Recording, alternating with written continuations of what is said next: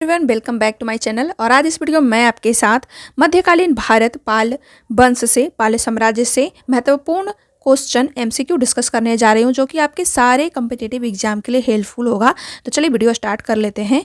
सिंध पर अरबों के कब्जे के बाद मोहम्मद बिन कसीम द्वारा लगाया गया भूमि कर क्या कहलाता था? ऑप्शन है सदकाह, खराज, वक़फ़, जजिया। इसका सही उत्तर है खराज। आइए इसके महत्वपूर्ण तथ्यों को भी जान लेते हैं।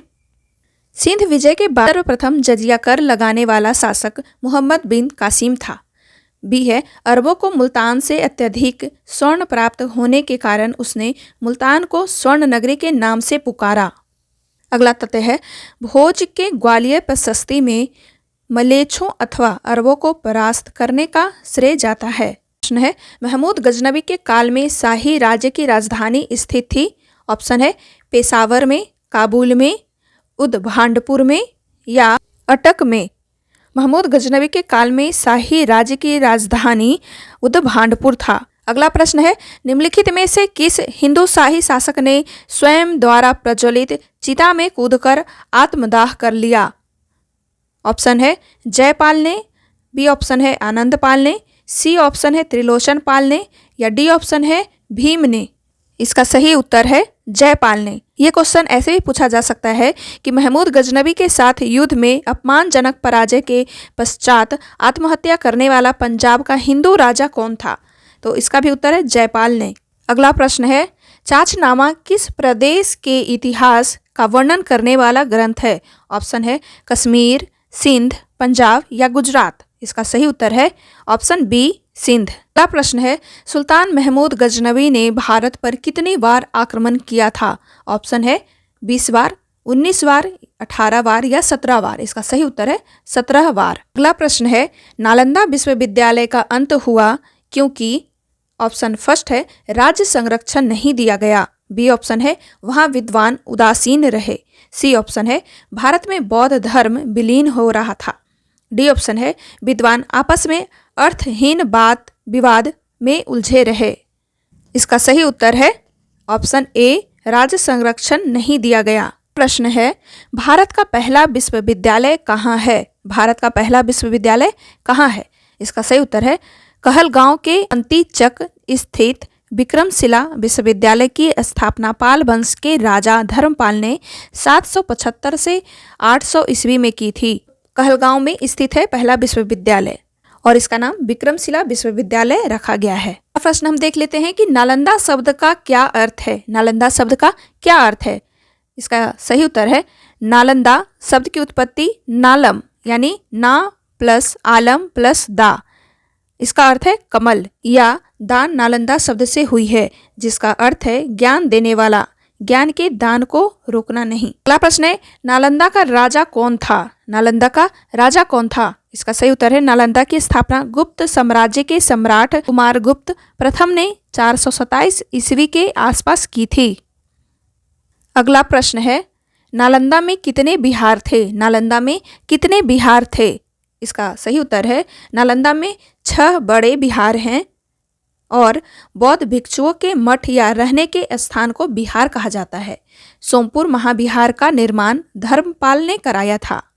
अगर आप BPSC, TRE teacher, PGT history का, पीजीटी सोशल साइंस टीचर का आप तैयारी कर रहे हैं तो ये क्वेश्चन आपके लिए बहुत ही इंपॉर्टेंट है। क्वेश्चन है, वर्तमान में नालंदा विश्वविद्यालय का कुलपति कौन है? वर्तमान में नालंदा विश्वविद्यालय का कुलपति कौन है? इसका सही उत्तर है अरविंद पनगड़िया इसके कुलाधिपति हैं।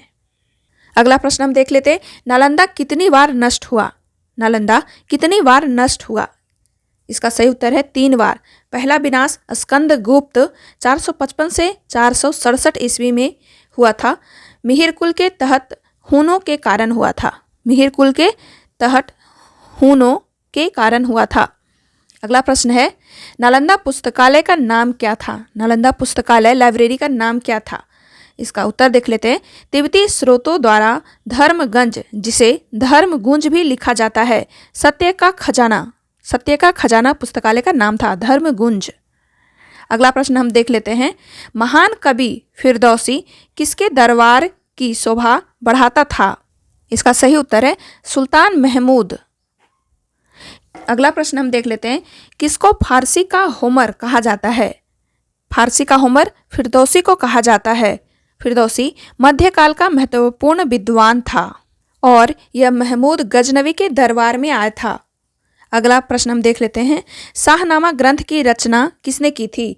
इसका सही उत्तर है शाहनामा ग्रंथ की रचना फिरदौसी ने की थी। आइए जान लेते हैं कि फिरदौसी का पूरा नाम क्या था। फिरदौसी का पूरा नाम है हकीम अब्बुल कासिम फिरदौसी, अबू अल कसीम फिरदौसी, ये दोनों, जो कि फारसी के कवि थे। और शाहनामा को राजाओं की पुस्तक के नाम से भी जाना जाता है। यह ईरान का राष्ट्रीय महाकाव्य है। अगला प्रश्न हम देख लेते हैं, महमूद गजनवी को पराजित करने वाला वीर योद्धा कौन था? महमूद गजनवी को पराजित करने वाला वीर योद्धा कौन था? इसका सही उत्तर है रानी दीदा ने महमूद गजनवी को पराजित किया है। रात के सोमनाथ मंदिर पर आक्रमण किया। इसके बाद ही उसने कश्मीर को हासिल करने की योजना बनानी शुरू की। गजनवी आगे बढ़ा लेकिन रानी दीदा ने उसे रोक दिया। अगला प्रश्न है, महमूद गजनवी ने आक्रमण की अनुक्रम क्या है? महमूद गजनवी के आक्रमण का अनुक्रम क्या है? ऑप्शन है मुल्ताना, थानेश्वर, कश्मीर, मथुरा या कन्नौज। तो इसका अनुक्रम है थानेश्वर, कश्मीर, मथुरा और कन्नौज। थानेश्वर पर 1012 से 1013 ईस्वी में आक्रमण किया है और कश्मीर पर 1014 ईस्वी में आक्रमण किया है और इसके बाद मथुरा पर 1016 ईस्वी में आक्रमण किया है। कन्नौज पर 1018 ईस्वी में इसने आक्रमण किया है। महमूद गजनवी अफगानिस्तान के गजनी नगर से भारत आया था और 1000 से 1027 ईस्वी के बीच इसने 17 बार भारत पर आक्रमण किया। इसके आक्रमण का उद्देश्य भारत की संपत्ति को लूटना तथा धर्म का प्रचार करना था। अगला प्रश्न है, 1194 ईस्वी के चंदावर के युद्ध में मोहम्मद गौरी ने किस भारतीय शक्ति को पराजित किया? ऑप्शन है पृथ्वीराज चौहान, बी ऑप्शन है जयचंद्र, सी ऑप्शन है भीम द्वितीय और डी ऑप्शन है जयपाल। इसका सही उत्तर है जयचंद्र, ऑप्शन बी। और ये बहुत ही इम्पोर्टेंट है स्टूडेंट, और ये क्वेश्चन बार बार पूछा जाता है। तो 1194 ईस्वी में चंदावर के युद्ध में मोहम्मद गौरी ने कन्नौज के गढ़वाल राजा जयचंद को पराजित किया था। चंदावर वर्तमान फिरोजाबाद जिले में यमुना तट पर स्थित है। अगला प्रश्न है, भारत पर आक्रमण करने वाला प्रथम तुर्क आक्रमणकारी था? भारत पर आक्रमण करने वाला प्रथम तुर्क आक्रमणकारी था। ऑप्शन है सुबुर्तगीन, बी ऑप्शन है अलप्तगीन, सी ऑप्शन है मोहम्मद बिन कासिम और डी ऑप्शन है महमूद गजनवी। इसका सही उत्तर है सुबुर्तगीन।